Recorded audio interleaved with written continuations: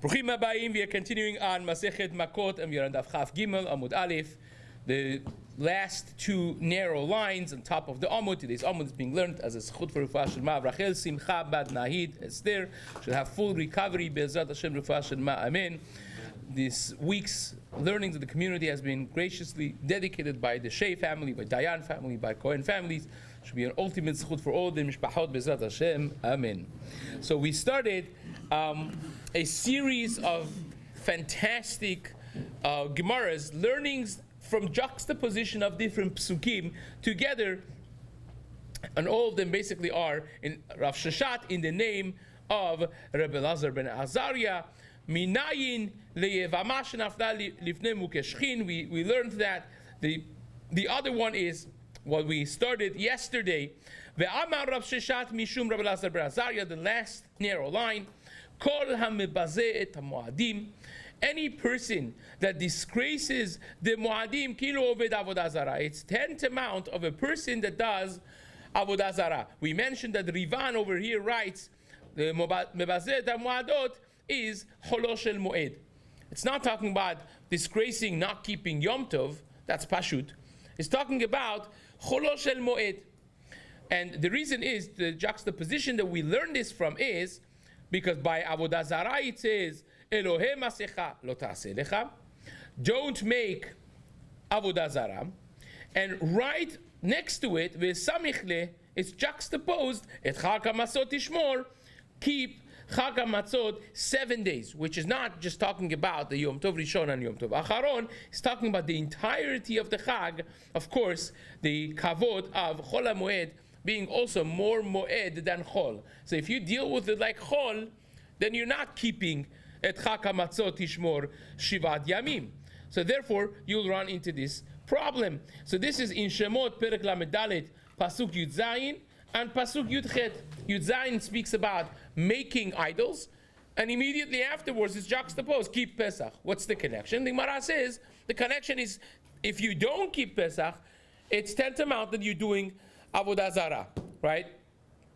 So hence the importance of, okay, now why is this like avodah zarah? So there are many different mefarshim explaining different things. The Maharsha writes, for instance, that if a person announces their own Yom Tov, they keep what they want, they don't keep what they don't want, that ends to it ends to a path of avodah zarah, like we learned from Yarovam ben Nevat. Yarovam ben Nevat, when he deviated from keeping the Moadim, not letting people to go to keep the Shalosh Regalim, he ended up creating his own religion. B'moed asher bada milibo, he created his own Yom Tov in 15th of Cheshvan, right? And he created Kohanim from not Shevet Levi. He literally made the closest religion to Judaism. Nowadays we have different closest religions to Judaism, but he created a different religion.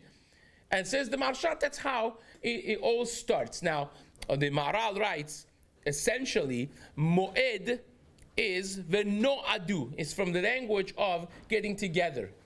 If you don't feel that you are dedicated to Hashem, Hashem is dedicated to you, and He's spending the time of the Moed with HaKadosh Baruch Hu, then it's like you're turning your back to Hashem in that relationship. Turning your back to Hashem is avodah zarah. You're turning to something else but Hashem. Parenthetically, it's very interesting to mention the words of the eternal words of Sefer Chinuch. He writes, why is there Isur Melacha on Yom Tov? And same would be said by Chol HaMoed as well. All the Melachot are Asur on Chol HaMoed unless it's a Sorech Moed. So he says, what? You want Shabbat? You want to give me Yisur Melacha? I understand. HaKadosh Baruch Hu created the world. Shabbat b'yom hashvi'i. He made it that there's no Melacha done to commemorate the fact that Hashem finished the Maaseh Bereshit. On Shabbat, we also stop working. So I can understand that. 6 days work, 7th day, Yom Tov? You want to eat meat and drink wine and be happy? I understand. But why the Isur of Melacha? Why don't work on Yom Tov? Makes no sense. Why can't I drive to Shul on Yom Tov? Why can't I do Melacha on Yom Tov? It doesn't share the same properties logically as Shabbat does. So says Sefer HaChinuch, Because HaKadosh Baruch Hu gave us the Mu'adim in order to focus on our relationship with Him. It's dates dedicated to our relationship with HaKadosh Baruch Hu. If you're doing work, there's no focus on anything. If you're driving around and you're cooking and you're cleaning and you're moving and doing things, there is no focus on HaKadosh Baruch Hu and our relationship with Him. So therefore, says the Chinuch, you need to stop and focus on a relationship with God. The Gemara Yerushalmi says, Rabun said, if I was there, I would make it that should be mutar to go to work on Chol HaMoed. Because the whole purpose that the Torah says is asur is for you to sit and learn Torah and connect with your family, talk about the nisim and ifnaot that Hashem has done for us and continuously does for us, and now has turned to people going to picnic and going to, who knows what. So it says it defeats the purpose if you do other things that are other than focusing on the koach of the Yom Tov, the energy of the Yom Tov, and connecting with your family, passing the torch of remembering the Nisim of HaKadosh Baruch Hu, commemorating the relationship He has forged with us, then you're missing the point. So that's the koach of the the Yom Tov, and Cholo Shel Moed is very much extension of that. Is not just something there, it's Chol. It's really more Moed than it is Chol. That the person should be really focused on that energy of the Chag. Now, this being said, we have to also mention that the Machaloket of Rishonim, really, which ends up being Machloket Rema and Maran Shulchan Aruch in Siman Lamed Aleph of Shulchan Aruch in Chot Tefillin, very much stems from this as well. So, just like the Yom Tov is an ot, and therefore you don't put on Tefillin on Yom Tov, right? Because it itself is an ot. Zohar HaKadosh says, if a person puts on Tefillin on Chol HaMoed, chayav mita. Very, very strong words of Zohar HaKadosh. And Maran Bet Yosef in Siman Lamed Aleph paskins like the Zohar. So perhaps this also comes from the same fact that not only Yom Tov is considered an ot, but the extension of that sign, that ot, is continued throughout the Moed, throughout the Chag, and therefore it's disrespectful to the Chag to put on Tefillin, showing that it's Chol. Hence, Chayav Mita. In Lo Chelek L'Olam Haba is really, that goes together, as the Mishnah says in Masechet Avot. One of the elements is Hamebazeh et Hamuadot. So that's something very important. Again, however you slice this, like the Marshal, like the Maharal, the Meiri has his own understanding. There's a lot that could be spoken about Hamebazeh et Hamuadot, but conceptually we could understand the importance of this, because this is supposed to be a date, a time that we connect with HaKadosh Baruch Hu, and to make that chol is completely disrespecting that concept. So it says, by the way, the Tosafot say, let's put it like this. There's a machloket why we fast, and the Ashkenazim still have the minhag. Many of the Turkish and other Sephardi communities had this minhag as well, to fast a bahab, a sheni chamishi sheni, after the chagim, right? So the Ashkenazim still, after Rosh Chodesh, after Pesach and after Sukkot, the first Monday, Thursday, Monday of the next Chodesh, after Rosh Chodesh, they fast. They have slichot, whatever it is. And many other Sephardi countries used to have this minhag as well. I'm not sure if they still keep up with it or not. But the Tosafot says the reason for it, well, let me first tell you a Gemara in Kiddushin. Once I have the shofar, I could blow a little more. The Gemara says in Masechet Kiddushin, Daf Pe Aleph Amud Aleph, Sakpa de Shata Rigla. The worst time of the year is the Regalim. The Chagim is the worst time of the year. Why is it the worst time of the year? So Tosafot there explained, the last Tosafot on the Amud, Sakpa de Shata Rigla is because everyone is coming dressed up, women coming to hear the drashot, and they're all dressed up, and so on. And men and women look at each other. It's not a sneered process, and therefore it creates a lot of sins, and that's why it's the worst time of the year. And Tosfot says there are those who say this is the reason we fast Bahab after the Chag. So Tosfot says this, right? Now, this is one place. But then there are many Rishonim who hold that the reason that we fast after the Yamim Tovim is not because of Sakva the Shata, but it's because of disrespecting the Chol HaMoed. Because it says, Kol HaMebazeh et HaMoadot, right? However you slice it. And because of that, because it's very difficult to be respectful to every day of the Chag, and so Yom Tov is one thing, but to go through Chol HaMoed and you're dressed apart, you eat apart, you're properly respecting the Chag, say those Rishonim, that's the reason that after Shavuot and Rosh Hashanah, after those Yamim Tovim, there's no Bahab. Is not disrespecting the Yom Tov, is disrespecting the Chol HaMoed. So therefore, the only two times that we have fasting after the Chag is when you have Chol HaMoed.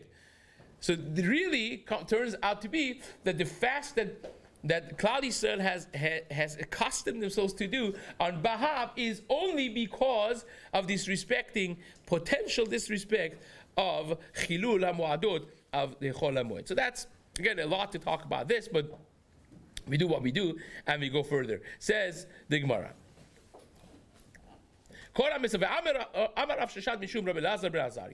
Another yet beautiful Gemara from Rav Sheshat in the name of Rabbi Elazar ben Azariah. If you speak Lashon Hara, or if you accept Lashon Hara, that someone else says, oh yeah, it's hard. You don't reject it, you don't object to it, you just hear the Lashon Hara, that's also equal offense. If you speak it, or if you hear it and accept it, and anyone that testifies falsely, you should throw them to the dogs. Now, the Rivash writes in the Teshuvah, one of the greatest names of the medieval authorities, he writes in the Teshuvah, he was Rav in Algeria, he writes that this is, of course, a guzma. It doesn't mean that literally go buy some German shepherds and starve them for 5 days and have the guy fed to the dogs. It doesn't mean that, but it means figuratively, he is worse than the Ben Ish Chai writes, by the way. The Ben Ish Chai writes, why Ra'ul Hashchol HaKavim? Because Kelavim are better than him. You remember the dogs by Yetziat Mitzrayim? They controlled their instinct not to bark. When they had to keep quiet, they knew how to keep quiet. This person doesn't know how to keep quiet when he has to keep quiet. It's worse than the dogs in that sense. That, homiletically, that's how the Ben Ish Chai explains this Gemara. But nevertheless, the Gemara learns this from a juxtaposition of the Psukim as well, because says the Gemara, Nichtiv, Lakelev tashlichunoto. It speaks about sending the nevela to the dogs, right? Which again, this is Chazal say it's a schar for the dogs because they kept quiet. So what the Ben Ish Chai says is not just shooting from the hip, so to speak, but it is really based on this as well. The pasuk says about nevela v'anshe kodesh tiyulni, you should be holy nation, ubasar basadeh terfa lo tochelu, do not eat non-kosher meat, lakelev tashlichuno, to send it to the dogs, right? And right afterwards, mamash juxtaposed to it is lo tisa shem mashav, don't carry a false shmu'ah, a false how do you say that? Report, right? Don't say it and don't carry it, don't accept it. And karibe nami lotasi. It's lotisa and lotasi. Don't carry it to be the one delivering it, and don't accept it lotasi. So both of them are included in that isur as well. So that that's the one more Gemara. We got to come back to this. These are amazingly agadic Gemaras. There's a lot over here. Really packed Gemaras. The Shteres Suot, we mentioned that there are two straps of leather, of skin of the donkey, sewing up this 4 layers of the calf skin, that the Malkut is comprised from. Says the Gemara Tana Shel Chamor, this that it has to be from donkey. There's this fellow from the Galil that darshaned this for Rav Chisda, that this comes from the pasuk of Yeshaya, as we explained yesterday. Yada shor koneu v'chamur emus ba'alav, the psukim of the Haftarat Chazon fame from Chazon Yeshayahu that we do in Shabbat prior to Tisha B'Av, that even the ox knows who his owner is. Chamor evus ba'alav, and the donkey, who is known as being the the least smart of all animals. By the way, parenthetically, the Maral writes, Chamor was the last of the animals to be created, because Chamor is milashon chomer. Sorry, the first one to be created, rather scratch that, because Chamor is from lashon chomer. Chomer means just the raw material. Maral writes, the creation started from the most physical, least spiritual, and moving its way up to most spiritual, least physical, which is Adam. Harishon was the last of the creations of the animal kingdom, so to speak. So Chamor is the least sophisticated in that way, right? There's a reason that they call the guy Hamor, right? So, but even Chamor, who is not smart, he knows where he eats from. Even if he doesn't recognize and have appreciation for, but he knows where his evus is. Israel lo yada mi lo itbonan. Jewish people, my nation, says Hashem, does not recognize their owner. So therefore, a person that has sinned, which becomes the manifestation of being less than Shor v'Chamor, is punished by Shor v'Chamor. Let the Shor v'Chamor who recognize their owner come and consequence this guy that did not recognize his owner. That's where we're going to leave off for today, but Zat Hashem will continue this in the days to come.